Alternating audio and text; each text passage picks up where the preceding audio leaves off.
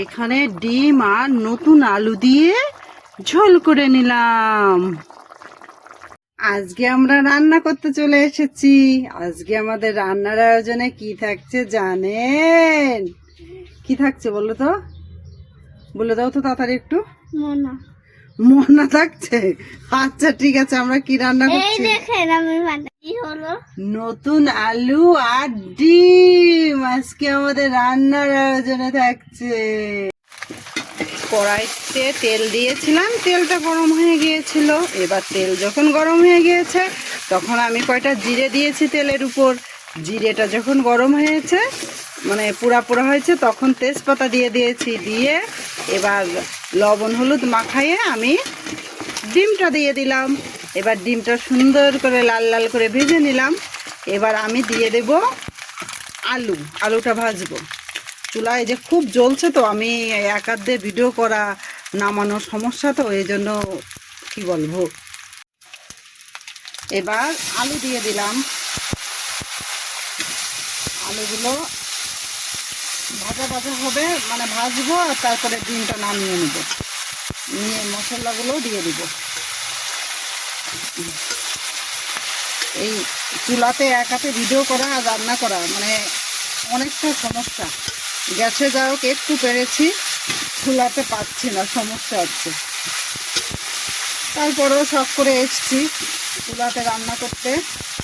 বাসায় অনেক খড়ি, এর আগে শুধু মানুষকে দিয়ে দিয়েছি। এখন শীত পড়েছে, ভাবলাম যে নিজেও একটু রান্না করি, আমার গায়েও রোদ্দুর লাগবে, এই জন্য চুলাতে আসা। আমি আলুটা একটু ভাজা করে নিলাম। এবার বেটে এনে একটু পেঁয়াজ দেব, আর এই যে বেটে রাখা পেঁয়াজ রসুন এগুলো দিয়ে দেব। হ্যাঁ হ্যাঁ, এই যে হয়ে গেছে, মানে ডিমও হয়ে যাচ্ছে। ডিমও তো সময় লাগবে না। মশলাটা ভালো করে কষিয়ে নেব, আলুর সঙ্গেই কষিয়ে নেব।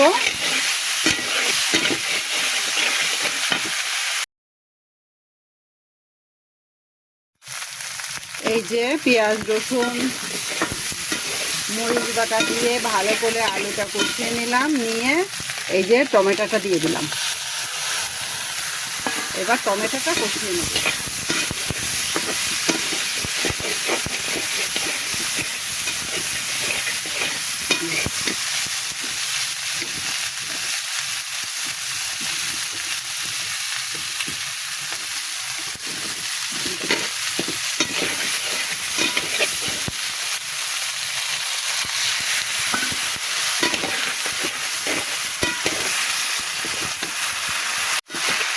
আলুর সঙ্গে টমেটোটা কষিয়ে নিলাম।